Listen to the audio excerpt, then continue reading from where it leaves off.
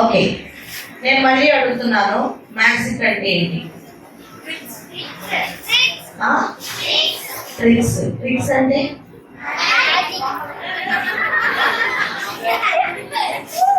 Tricks అంటే magic, magic అంటే ట్రిక్సా?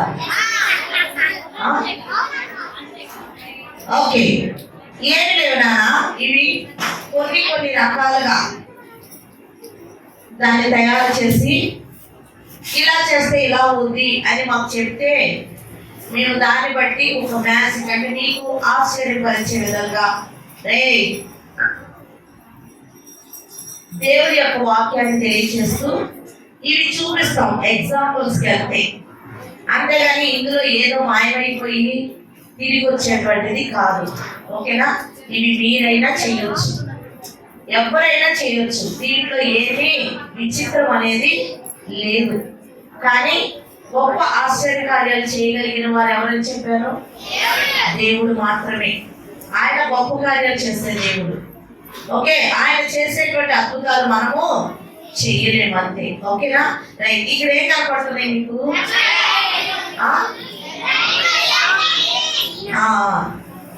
Red, yellow, green. వీటిని ఏమంటారు?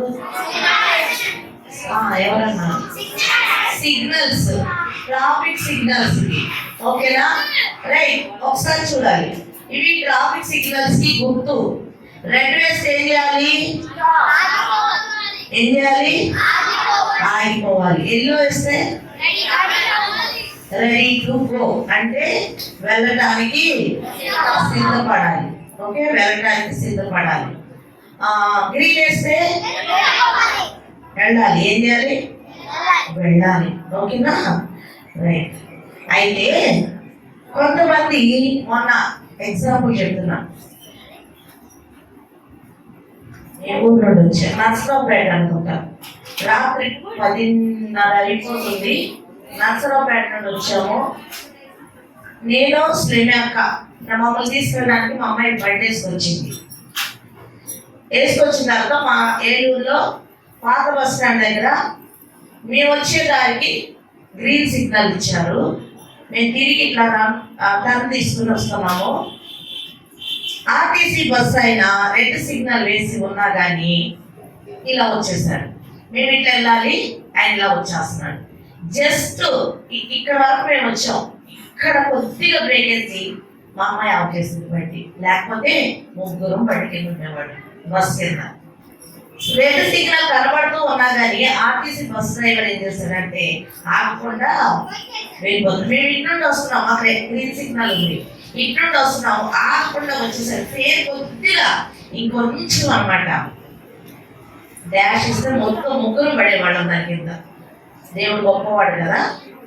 ఇంకా కొంచెం అలర్ట్ అయ్యి బ్రేక్ వేసి వెనక ఆగాం, వాడు మాత్రం ఆగల కదా. మనం ఆ నిబంధనలు, నియమాలు, ఆ సిగ్నల్స్, రూల్స్ పాటించకపోతే ఏమవుద్ది? యాక్సిడెంట్స్ అవుతాయి, మనకి ప్రమాదాలు జరుగుతాయి కదా. ప్రమాదాలు జరుగుతాయి. అందరికి కనిపిస్తున్నాయి ఏంటి? సిగ్నల్స్ కనిపిస్తున్నాయా? రైట్. ఓకే, మరి ఎక్కడైనా సరే మనము ఖచ్చితంగా రూల్స్ పాటించాలో వద్దా? పాటిస్తేనే మన లైఫ్ కూడా బాగుంటుంది. ఈవెన్ చర్చికి వచ్చినా కానీ దేవుని సన్నిధికి వచ్చినప్పుడు ఒక మాట ఉంది, ప్రసంగి 5వ అధ్యాయం 1వ వచనంలో, నీకు దేవుని మందిరంలోకి వెళ్ళినప్పుడు నీ ప్రవర్తన జాగ్రత్తగా చూసుకోవాలి. ఆపైనా నీవు దేవుని మందిరంలో నీ ప్రవర్తన ఎలా ఉండాలి? జాగ్రత్తగా ఉండాలి. నీకు వచ్చినప్పుడు మొట్టమొదట మీరు చర్చిలోకి రాగానే చేయవలసిన పని ఏంటి? అంతేనా? చర్చిలో ఎంటర్ అవ్వగానే, గేట్లో నుండి ఎంటర్ అవ్వగానే మీకు చేయవలసిన పని ఏంటి? చెప్పులు బయట ఎక్కడ విడవాలి? బయట అంటే వాటికి అక్కడ రాస్తుంది. ఎక్కడుంది? చెప్పులు విడుచు స్థలము. అదొక రూలు కదా. ఎక్కడ ఏది చేయాలో, ఎప్పుడు ఏది చేయాలో, మనం ఎలా ఉండాలో అని చెప్పి చర్చిలోకి వచ్చినప్పుడు కూడా పాస్టర్ గారు అన్నారే, అబద్ధాలు ఆడకూడదు, దొంగతనాలు చేయకూడదు, చెడ్డ మాటలు మాట్లాడకూడదు. ఇవన్నీ చేస్తే ఏమవుతారు? నరకానికి పోతారు. ఇవే కదా చెప్తారు. మీరు మంచిగా ఉండండి అని రూల్స్ అండ్ రెగ్యులేషన్స్ చెప్తూ ఉంటారు. మనల్ని ఒక క్రమంలో పెట్టాలని ఆలోచిస్తూ ఉంటారు. మన పాస్టర్ గారు కానీ, పెద్దవాడు కానీ, టీచర్స్ కానీ, ఎక్కడైనా రూల్స్ ఉంటూనే ఉంటాయి కదా. మరి ఈ రూల్స్ పాటించాలో వద్దా? పాటించాలో వద్దా? రైట్. కిందేముంది? ఏముంది చెప్పండి రా. గ్రీన్. వచ్చారు మీరు, సరిగ్గా కూర్చోండి. నోటి మీద వేయండి. మాట్లాడొద్దు అని చెప్తున్నాం. కాసేపే ఉంటుంది అయ్యేళ్ళు. తర్వాత మళ్ళీ ఆ క్రమం పోద్ది. చూస్తా ఎంతసేపు ఉంటుందో. గ్రీన్. ఓకే, రాస్తున్నా. నెక్స్ట్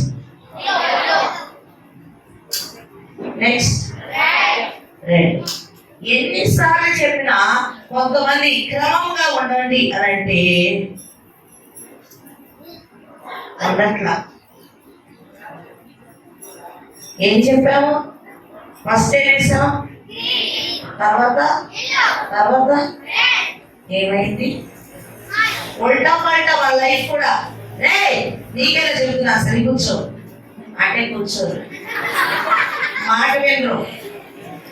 ఎన్నిసార్లు గడ్డి ఇచ్చినా వినకపోతే హఠాత్తుగా నాశనం అయిపోతావురా. అరే అది బైబిల్ వాక్యం చెప్తుంది. ఎన్నిసార్లు గడ్డి ఇచ్చినా అలాగే ఉన్నావు అనుకో, నీ లైఫ్ అంతే. ఇలాగే ఉంటుంది, ఉల్టా పల్టా. ఒక క్రమం ఉండదు. ఒక లైన్లో వేస్తే ఇదేంట్రా అడ్డాదిడ్డకు వచ్చారు బయటికి పిల్లలు. కానీ దేవుని వాక్యం మనలో ఉంటే, దేవునికి ఇష్టమైన పిల్లలుగా మనము ఉంటే, దేవుడు చెప్పినట్లుగా మనం వింటే, ఓకేనా? రైట్. బైబిల్ గ్రంథంలో ఒక వ్యక్తి ఉన్నాడు. ఆయన పేరు యోసేపు. యోసేపు ఎవరి కుమారుడో తెలుసా? యోసేపు ఎవరి కుమారుడు? ఎవరైనా చెప్పొచ్చు, టీచర్ లేదు. యోసేపుకి అన్నయ్యలు ఉన్నారు. యాకోబు కుమారుడు. Very good. యాకోబు కుమారుడు. అడిగండి, చప్పట్లు కొట్టండి. అన్నయ్యలు ఉన్నారు. ఎంతమంది అన్నయ్యలు? చెప్పండి. 10 మంది అన్నయ్యలు ఉన్నారు. యోసేపు చాలా మంచివాడు. అన్నయ్యలు తప్పు చేస్తుంటే, అన్నయ్య నువ్వు తప్పు చేస్తున్నావురా, అలా చేయకూడదురా అని చెప్పేవాడు. చెప్తే వాడు చంప మీద కొట్టేవాడు. అన్నయ్య రా నాకు చెప్పేవాడు అని. తర్వాత వాడు డాడీ దగ్గరికి వెళ్ళి చెప్పేవాడు, నాన్న అన్నయ్య ఎలా ఉన్నాడు, ఈ అన్నయ్య ఇలా ఉన్నాడు, అన్నయ్య సరిగా ఉండట్లా, ఇవన్నీ చెప్తా ఉన్నాడు. అందుకని అరే తమ్ముడు, యోసేపు అంటే అన్నయ్యకి కోపం.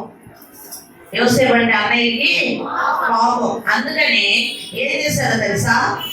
అన్నయ్యలందరూ కలిసి వాళ్ళ నాన్న లేని టైం చూసి యోసేపుని అమ్మేశారు. అమ్మారా? ఎక్కడికి వెళ్ళిపోయాడు? ఏమనక్క మాకేం తెలుసు. ఎప్పుడైనా గుడికి వస్తేగా, ఎప్పుడైనా సండే స్కూల్కి వస్తేగా, ఎప్పుడైనా వాక్యం వింటేగా. ఐగుప్తు దేశానికి వెళ్ళిపోయాడు. ఎక్కడికి వెళ్ళిపోయాడు? అన్నయ్యలు అమ్మేశారు. తమ్ముడని కూడా చూడకుండా అమ్మేశారా. అరే ఒకవేళ మీ హృదయంలో కూడా దేవుడు ఉంటే ఎక్కడికన్నా వెళ్ళిపోండి, మీ జీవితంలో క్రమం మాత్రం పోదు. యోసేపుని అన్నయ్యలు అమ్మేశారు. ఐగుప్తు దేశానికి వెళ్ళిపోయాడు. పట్టుకోరా. ఎక్కడికి వెళ్ళిపోయాడు? ఐగుప్తు దేశానికి వెళ్ళిపోయాడు. Okay right. ఐగుప్తు దేశానికి వెళ్ళిపోయినప్పటికీ కూడా యోసేపు యొక్క లైఫ్ లో క్రమం వల్ల అక్కడ పాపం చేయవలసినటువంటి ఆ అవకాశం వచ్చినా కానీ యోసేపు తన లైఫ్ లో ఉన్నటువంటి తన క్రమాన్ని మర్చిపోలేదు. ఒక క్రమమైనటువంటి రీతిలో యోసేపు తన లైఫ్ ని సమర్పించుకున్నాడు. దేవునికి ఇష్టమైన బిడ్డగా ఉన్నాడు కాబట్టి ఐగుప్తు దేశానికి వెళ్ళినా కానీ తన జీవితంలో ఉన్నటువంటి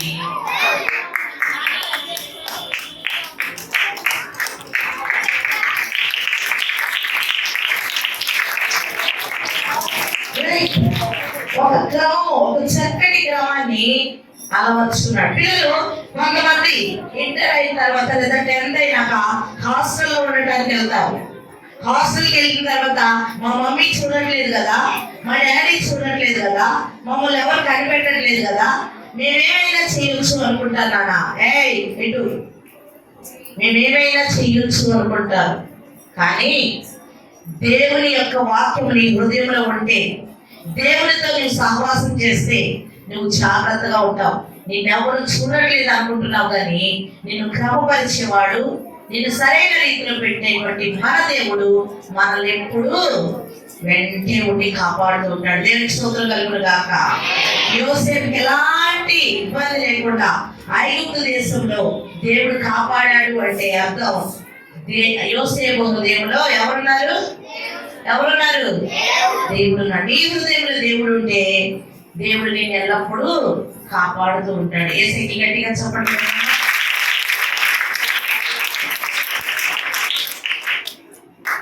రైట్, మీరందరూ మంచి పిల్లలు అనుకున్నా. నేను మంచి పిల్లలేనా? ఎంతమంది మంచి పిల్లలు ఉన్నారు ఇక్కడ? మంచి పిల్లలు ఎంతమంది ఉన్నారు? అబ్బా, ఎంత మంచి పిల్లలురా. నేను అనుకుంటాను, నాతో సహా మనందరినీ కూడా ఏలేటువంటి వాడు సాతాను. ఎప్పుడు అవకాశం దొరుకుతుందా మనల్ని బంధించేయాలని చూస్తూ ఉంటాడు. ఏం చేస్తాడు? బంధించాలనుకుంటాడు. ఎట్లా అంటే ఎట్లా?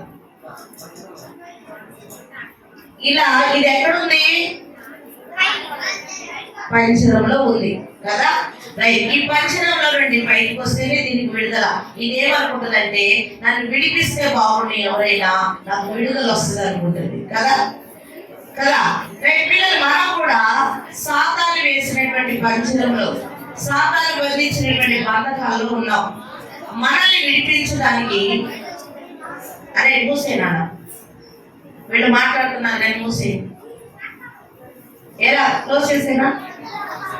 ఎందుకు మాట్లాడుతున్నారు? మనల్ని విడిపించడానికి, మనల్ని రక్షించడానికి, మనకి విడుదల ఇవ్వడానికి మన దేవుడు ఈ లోకానికి వచ్చాడు. వచ్చి ఏం చేశాడు చెప్పండి? యేసయ్య ఏం చేశాడు? వచ్చి విడుదల చేశాడు. ఎలా విడుదల చేశాడు? మన కోసం ఏం చేశాడు? తన ప్రాణాన్ని సిలువలో అర్పించాడు.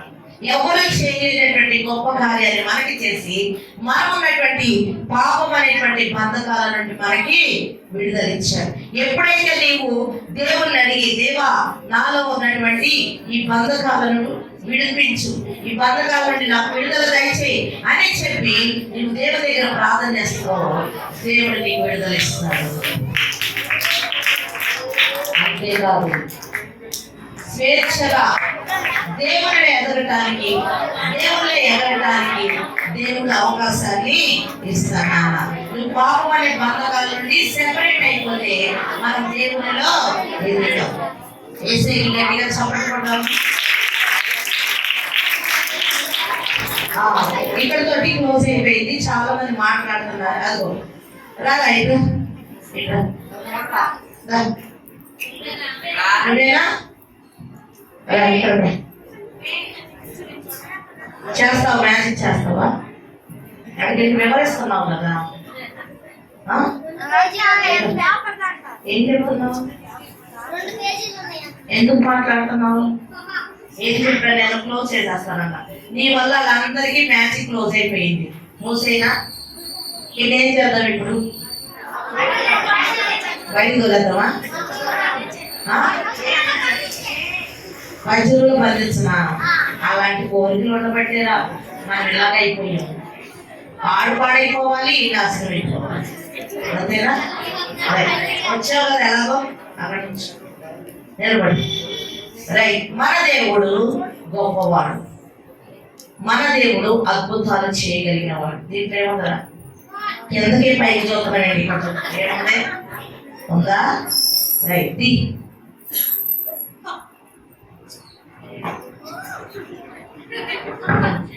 జాగ్రత్తగా పరిశీలించు. దానంతా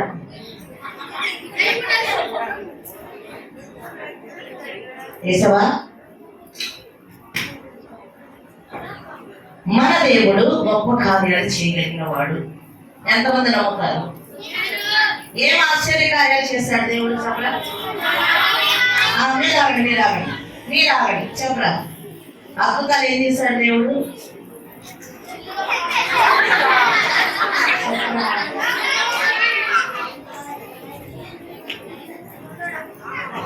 చెప్పు, ఏం చేశాడు దేవుడు? చెప్పరా. అద్భుతాలు ఏం చేశాడు? ఏం చేయలేదా? ఏం చేయలేదా? ఒరే నిన్నే ఏం చేశాడు? కళ్ళు తెరిపించాడు. నీయేనా? కళ్ళు తెరిపించడం ఏంట్రా? కళ్ళు లేని వాళ్ళకి, కళ్ళు లేని వాళ్ళు కాదు, కళ్ళు ఉన్న వాళ్ళకి, చూపు లేని వాళ్ళకి చూపించాడు. కుంటి వాళ్ళని నడిచేటట్టు చేశాడు. మోగ వాళ్ళకి మాట వచ్చింది. పక్షవాయు గల వాళ్ళని నడిపించాడు. అంతేకాదు నాన్న, చనిపోయిన వాళ్ళు సైతము తిరిగి లేచారు. మన దేవునికి అసాధ్యమైనది ఏది కూడా లేదు. అంత గొప్ప దేవుడు మన దేవుడు కదా. రైట్. మరి అద్భుతాలు చేసే దేవుడు మన దేవుడు అయితే నువ్వు నమ్మితే దేవునికి స్తోత్రం చెప్తావు. 3 సార్లు చెప్తావు. చెప్దామా? అందరూ ఒకేసారి చెప్పాలి. వీటితో పాటు చెప్పిద్దాం. ఓకేనా? రెడీ? 1 2 3 అంటాను, అప్పుడు స్టార్ట్ చేయాలి. ఓకేనా? Right. Ready? 1 2 3. Praise the Lord, praise the Lord, praise the lord.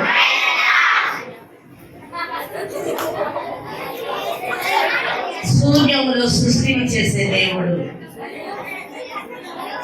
అసాధ్యమైనటువంటి వాటిని, అది కాదు, రాదు, లేదు అన్న వాటిని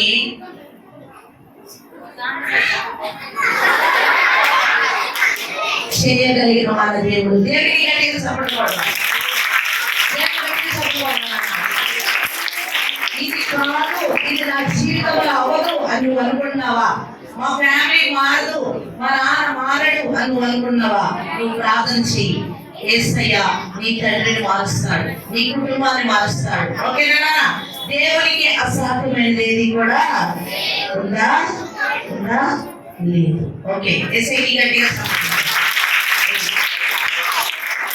ఎవరితో ఏం మాట్లాడకుండా దేవుని అడుగు. దేవా మా ఫ్యామిలీని మార్చు, మేము మంచిగా ఉండాలి అని. సరేనా? రైట్.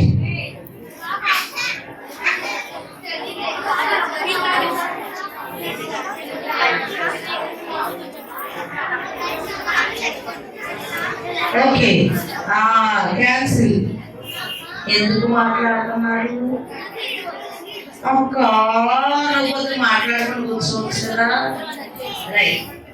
మనందరము దేవుని సన్నిధికి వస్తున్నాం. మనందరం ఒకలాగే ఉన్నామా? లేవా? మనం అందరూ ఎవరి స్వరూపంలో ఉన్నాం? ఎవరి పోలికలో ఉన్నాం?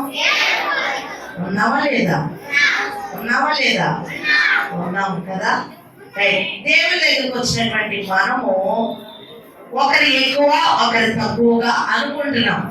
కొంతమంది ఏమనుకుంటారు, నాకు బాగా చదువచ్చు, నాకు బాగా తెలివి ఉంది, నేను చాలా అందంగా ఉన్నాను, మాకు చాలా డబ్బు ఉంది, మేము ఇంత గొప్పవాళ్ళము, మాకు పొలాలు ఉన్నాయి, వాళ్ళు పేదవాళ్ళు అని చాలా మంది అనుకుంటారు. మనం దేవుని దగ్గరికి వచ్చినప్పుడు హెచ్చు తగ్గులు చూపిస్తూ ఉంటాం. కనపడుతున్నాయా? ఇవన్నీ సమానం ఉన్నాయి నాన్న? లేవు కదా. హెచ్చు తగ్గులు చూపిస్తూ ఉంటాం.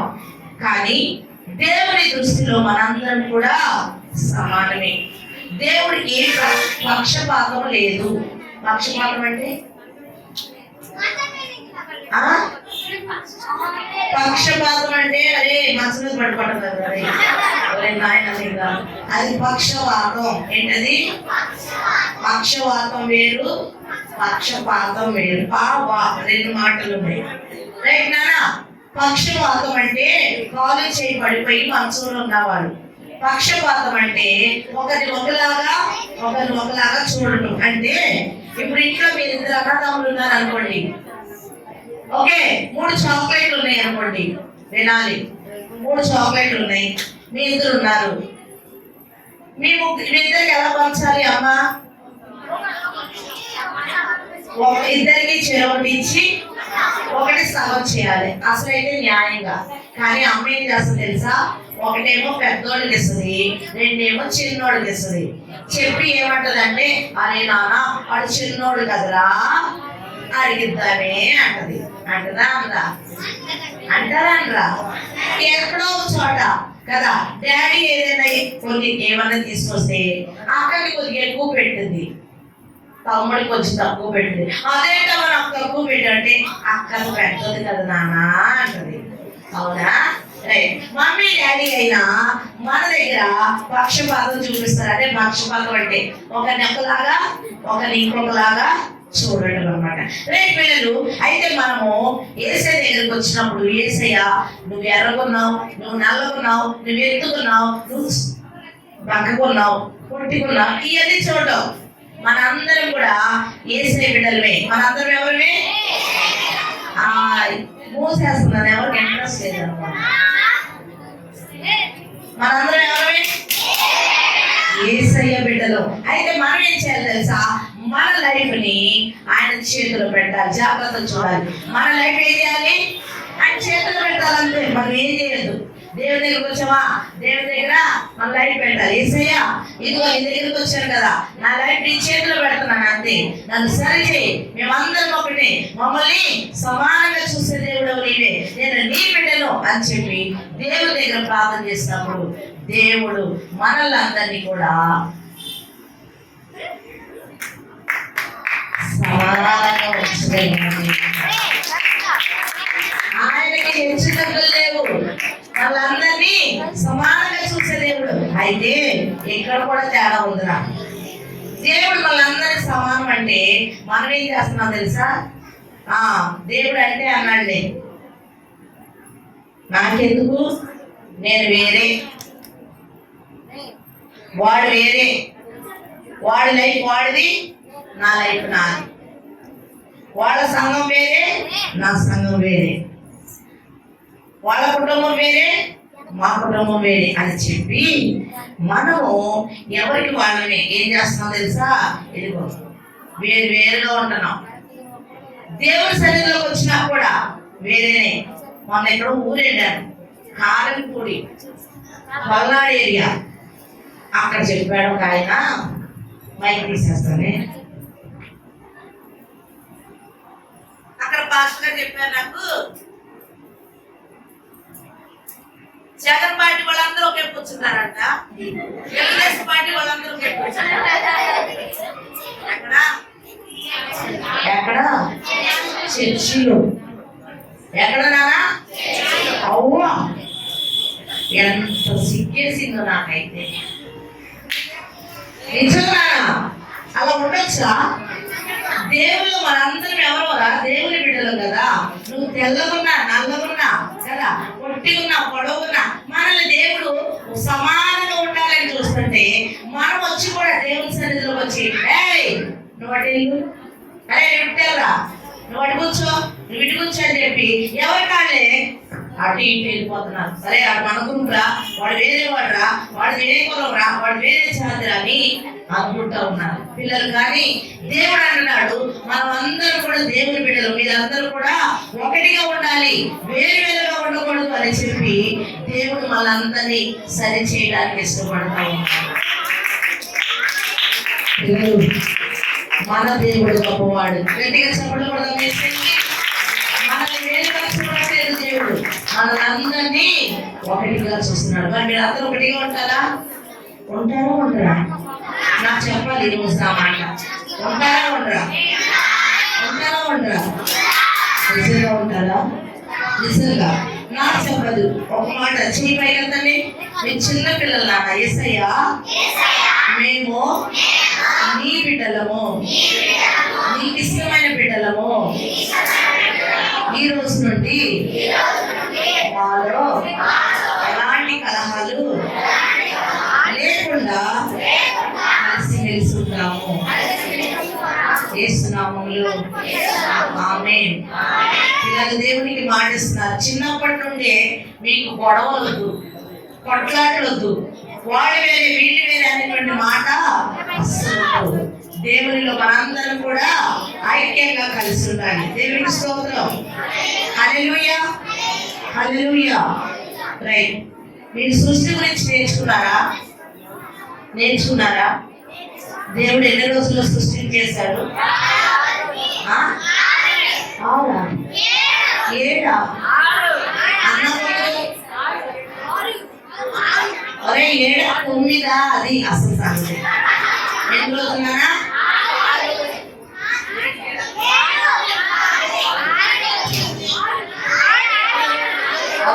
అప్పుడు ఎక్కడ చూడండి ఒకసారి. మొదటి రోజున వెలుగు చీకటి వేరుపరిచాడు. 2వ రోజున ఆకాశమును చేశాడు. 3వ రోజున భూమి మీద చెట్లు మొక్కల్ని. తర్వాత 4వ రోజున సూర్యుడు చంద్రుడు నక్షత్రాలు. 5వ రోజున ఆకాశ పక్షులు నీటిలో ఉండే జలచరాలు. 6వ రోజున జంతువులు పురుగులు ఆదాముని అవ్వని చేశాడు దేవుడు. పిల్లలు వెలుగు చేసేటప్పుడు దేవుడు ఏమైనా తెల్ల రంగు తెచ్చుకున్నాడా? తెచ్చుకోవాలా? ఏం చెప్పాడు? ఏమీ లేని చోట బోతలు తెచ్చుకో. ఇదిగో ఏమీ లేని చోట దేవుడు గొప్ప కార్యాలు చేయగలిగిన వాడు. శూన్యములో ఏం చేశాడు దేవుడు? శూన్యములో గట్టి చెప్పండి రా. శూన్యములో సృష్టిని చేశాడు దేవుడు.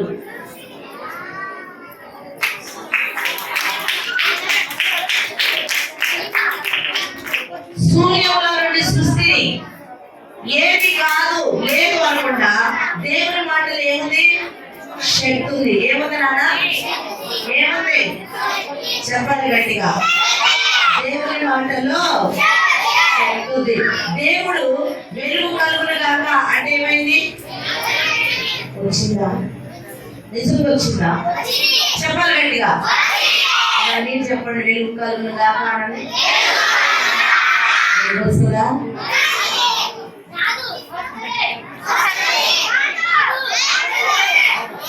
ఈ మాటలో శక్తి ఉందా?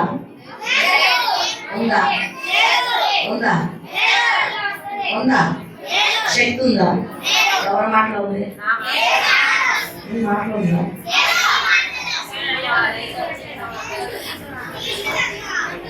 లేదు కదా, అందుకే రావట్లేదు. లేదా ఎక్కడుందిరా శక్తి? ఏమొస్తుంది? వచ్చేసింది ఆల్రెడీ. ఏమీ లేని చోట దేవుడు 2వ రోజు ఏం చేశాడు? ఏం చెప్పాడు దేవుడు? ఆకాశం చేశాడా? ఏమని చెప్పాడు? చెప్పాలి, నాకు మాట చెప్పాలి. ఆకాశం కలుగుతా కదా. ఏం చెప్పాడు? నాకు అది కరెక్ట్ గా చెప్పాలి. ఆకాశం చేశాడా? ఆకాశాన్ని నీళ్ళని వేరు చేశాడా?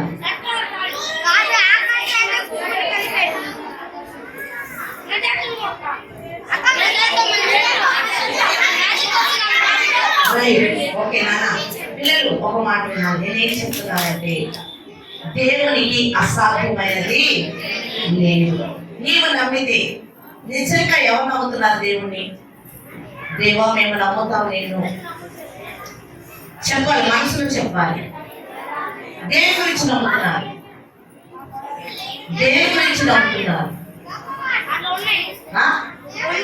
మన దేవుడు గొప్పవాడు. దేనిలో గొప్పవాడు? చెప్పాలి. దేనిలో గొప్పవాడు? మన దేవుడు దేనిలో గొప్పవాడు? ఎన్నింటిలో గొప్పవాడు? ఏ కార్యం చేయడానికి గొప్పవాడు అంటే ఏంటి? ఏంటా గొప్ప కార్యం?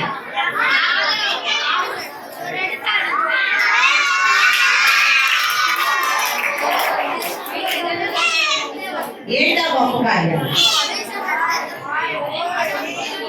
దేవునికి అసాధ్యమైనది ఏది కూడా లేదు. ఏమైనా చేయగలిగిన దేవుడు.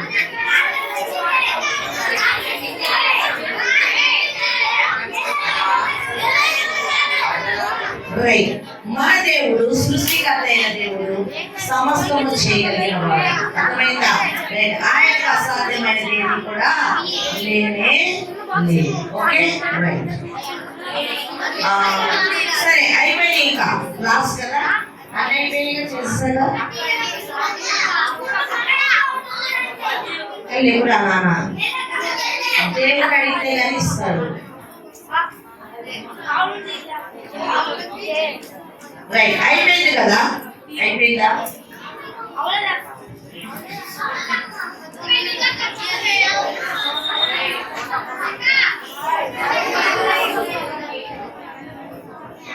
రైట్. మీకు ఒక స్టోరీ తెలుసా? ఏలియాకి ఆహారం ఎవరు తీసుకెళ్ళారు? కాకి తీసుకెళ్ళమని ఎవరు చెప్పారు? దేవుడు. ఎప్పుడు తీసుకెళ్ళమన్నాడు? రేపు.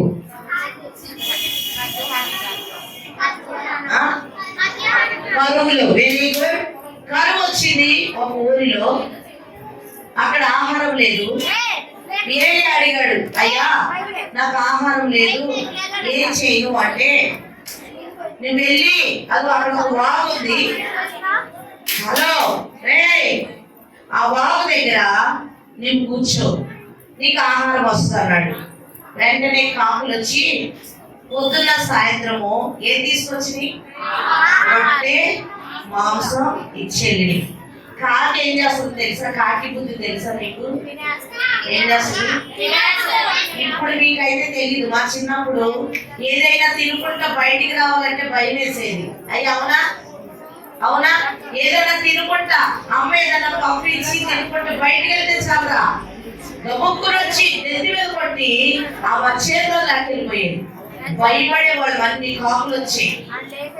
ఇప్పుడు లేవు, ఎందుకంటే ఆహారం సమృద్ధిగా ఉంది వాటికి.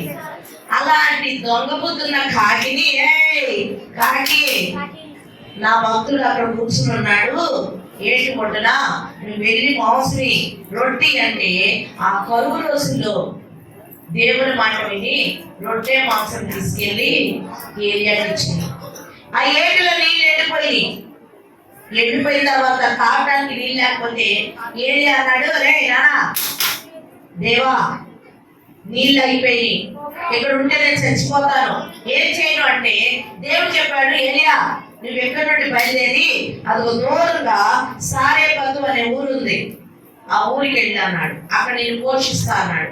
అక్కడికి నడుచుకుంటూ వెళ్ళేసరికి అక్కడ ఒక ముసలమ్మ విధవరాలు కట్టెలేరుకుంటుందంట. ఏం చేస్తుంది? కట్టెలేరుకుంటా ఉంది. వెళ్ళాడు ఆ దగ్గరికి. వెళ్ళి, అమ్మా ఏం చేస్తున్నావు అంటే, అయ్యా నా దగ్గర తొట్టిలో కొద్దిగా పిండి ఉంది, కొద్దిగా నూనె ఉంది, ఇంటికి వెళ్ళి రొట్టె వేసుకొని నేను నా కొడుకు తింటే అయిపోతాయా, ఇంకేమీ లేదు మా దగ్గర అంటే, ఆయన అన్నాడు, అయితే నువ్వు వెళ్ళు, నువ్వు ఇంటికి వెళ్ళి ముందుగా పొయ్యలిగించి పెన పెట్టి నాకు ఒక రొట్టేసి నీ దగ్గర ఉన్నటువంటి ఆ కొద్దిగా పిండి కొద్దిగా నూనెతోటి నాకు రొట్టె వేసుకురా అన్నాడు. ఆమెమో తెలుసా, ఎలాగోయ్యా చెప్పేవాళ్ళు కానీ మాకే లేదంటే నువ్వు వచ్చి రొట్టె అడుగుతున్నావా అని కసురుకుంది. కసిరిందా? చెప్పండి రా. ఏం చేసింది? రొట్టె వేసి చక్కగా మొట్టమొదటి తన దగ్గర ఉంది కదా పిండి, ఆ పిండితోటి ఏదైతే పిండి ఉందో ఏలియాకి రొట్టె వేసింది. అలాగే ఉన్న మిగిలిన పిండితోటి తను తన కొడుకు రొట్టెలు వేసుకొని తినేశారు. అయిపోయింది, పిండి అంతా అయిపోయింది తినేయటం. ఆ రోజుకి తొట్టిలో ఉన్న పిండి అయిపోయింది, గుడ్డిలో ఉన్న కొద్దిగా నూనె కూడా అయిపోయింది. నాన్న తెల్లారింది, ఆకలేస్తుంది. మళ్ళీ ఏలియా అన్నాడు, అమ్మా ఆకలేస్తుంది, వెళ్ళి రొట్టెలు వేస్తురా అన్నాడు. అయ్యా ఇంకెక్కడ రొట్టెలు అయ్యా, రాత్రే పిండి అంతా అయిపోయింది. నూనె కూడా అయిపోయింది, నా దగ్గర ఏమీ లేదంటే వెళ్ళి తొట్లో చూడమ్మా పిండి ఉంటుంది అన్నాడు. గబగబా వెళ్ళింది, చూసిందిరా, అరే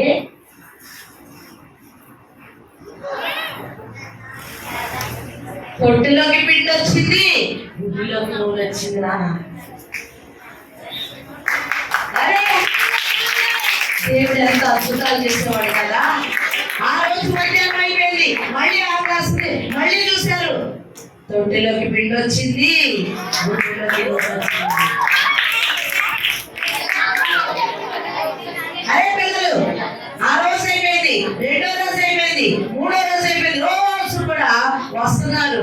తొట్టిలో ఉన్న పిండి తక్కువ కాలేదు, గుడ్డిలో ఉన్న నూనె అయిపోలేదు. గట్టిగా చెప్పండి నాతోటి, తొట్టిలో ఉన్న పిండి తక్కువ కాలేదు, గుడ్డిలో ఉన్న నూనె అయిపోలేదు.